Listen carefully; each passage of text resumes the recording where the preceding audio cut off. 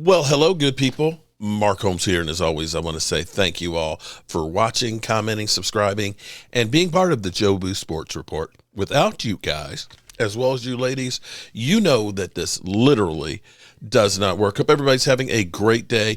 Man, I tell you what, it has been refreshing this offseason. So this is what it's like to be an Eagle fan in the offseason when they're making all kinds of moves, or the Commanders, when they're making moves and things. Because I don't know this feeling. I don't know this feeling. And I know a lot of fans are out there just saying that, the Cowboys, the moves that they made, that, they're not getting primo talent. They're getting bums. They're hiring nobodies. But I say just hold on here. Because, see, it's not fantasy football. See, a lot of times people look at it and figure that a guy who works in one place automatically is going to work and do the same thing elsewhere. And that's not always the case, because sometimes it's a matter of the system, the people that are around you, the opportunities that you have, the coaching that makes a difference. And a lot of times you have guys that maybe aren't very good in one place, but are really good in another one. I'll give you a great example here. How about Steve Young? Steve Young in Tampa Bay. And I'll tell you what, I'm going to pull up Steve Young's stats. I hadn't planned on it, but it just came to my mind. Steve Young stats. Now, let's just use this for example. See, we roll with the punches, here on the Jobu Sports Report. But think about this. He's played 169 games in his career. In 1985, he was drafted by Tampa Bay. And he started 5 games and was 1-4, had a 52% completion percentage for 935 yards. His 3 TDs and 8 interceptions. His second year, he had 14 starts and was 2-12, right? 53.7% completions, 2,282 yards, 8 TDs, 13 interceptions. Does that look like a guy that was a Hall of Famer? But did that literally look like a guy that was a Hall of Famer? No. He sucked ass. He goes to San Francisco. He gets the opportunity to sit behind Joe Montana. And then all of a sudden, he turns the shit around. When he finally got 11 starts with San Francisco, he had 25 TDs, 7 interceptions. The next year, 29 TDs, 16 interceptions. In 94... 3,969 yards, 35 TDs, 10 interceptions. So you see, location matters. And I'll give you another one here as you go through and you poo-poo people. Jaron Kearse. I know he's no longer playing football right now, but here's the thing. He was drafted in 2016, played for the Minnesota Vikings, played in 16 games, had 6 tackles, and 4 solos. 2017 had 13 tackles and 9 solo in 15 games. In 2018, played in 16 games, had 32 tackles, 27 solos, and 1 tackle for loss. And 2019, his second best year, 28 tackles, 19 solos, and that's it. So when the Cowboys signed him, he went to Detroit. Sorry. He went to Detroit the next year.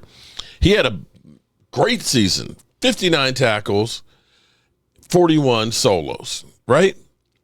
And so when we signed him, people said, why are we hiring this bum? This is a nobody. This guy stinks, man. The Cowboys ain't doing jack.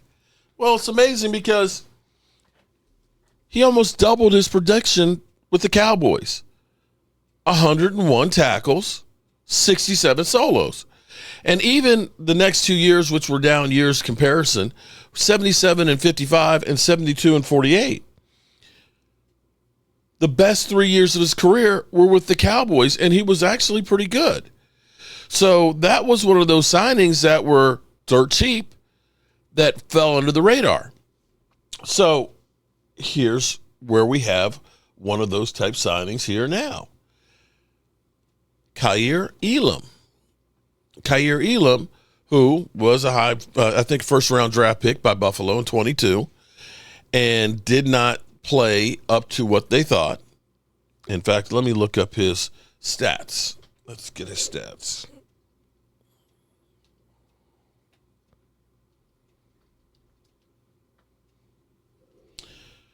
Kaiir Elam, his stats. So, as a cornerback, his combined tackles in 24 were 26 and 9 assists, which was his rookie year. He had 41 and 12. So not great numbers. Could this be this year's Jaron Curse? The energy, everybody's talking about the energy and talking about the character. Cornerback Kaiir Elam is hoping his second NFL stop provides to be better than his first, and he has already noticed one big difference with the Cowboys. He was with the Bills, his first-round pick in 22. The Buffalo traded him to the Cowboys this offseason after 3 seasons that fell short of expectations that came with his draft status.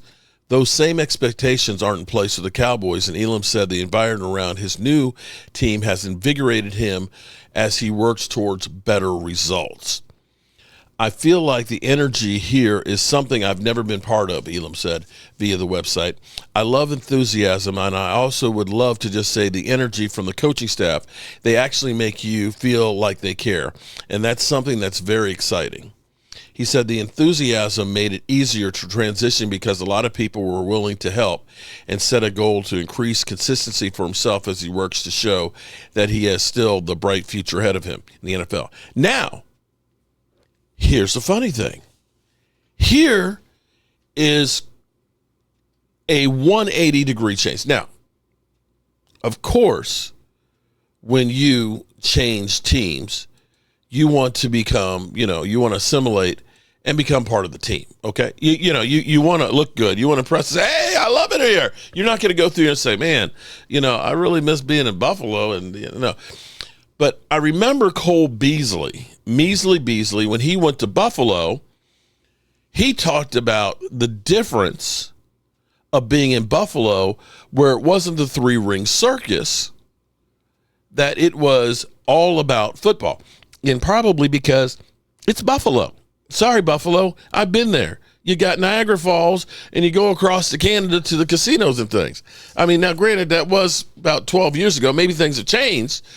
But there wasn't a lot going on in Buffalo. Not like Dallas, okay? So, yeah, it would be focused more on football because there ain't much else to focus on. But to have him talk about the enthusiasm, the excitement, and people working and basically assimilating you and welcoming you, that's a good thing to hear that, because typically we always hear when people get away from here, we get so much shade and dirt thrown on us, and, they tell us how much of a pooch screw it is. So I actually like hearing this. And I hope that this is one of those guys that underperformed in other places. Like, for example, George Selvey. That's another one. Oh, man, I used to like me some George Selvey. George Selvey, I wonder if I can find his stats. Because, see, this is where you get lightning.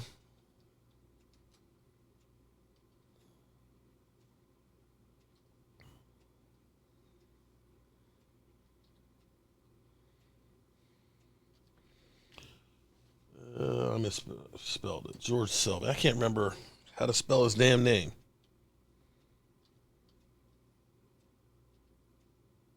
There it is, George Selvey. Let's look at his stats, because this is another one of those ones that when we signed him, people are like, this bum? Because George Selvey, because this is where it's crazy, okay? George Selvey played with St. Louis in 2010, had 1.5 sacks. Then went to Carolina and Jacksonville the same year, had 0.5 sacks. Played with Jacksonville the next year and had a sack. So when he came to the Dallas Cowboys, he had a total of 3.5 sacks. 3.5 sacks in 3 years. He comes to the Dallas Cowboys, and then next thing you know, he's got 7 sacks. 7 sacks. Yeah. So before you poo-poo these guys, give them a chance. Give them a chance. Let's see if the coaches can coach them up and see what they can do. I'll give you, you know what? since you acted today, I'll give you another bonus one. The Commanders, with the left hand up, had Nate Newton in their facilities and ended up cutting him because they said he was too fat. And he went to the USFL. The Cowboys bring him in, and he becomes not just a great offensive lineman, but one of the most beloved offensive linemen that the Cowboys had. So let's wait and see what these guys do. All righty, good people. I'm standing here. You make the move. You make the move. It's your move. I'm trying you.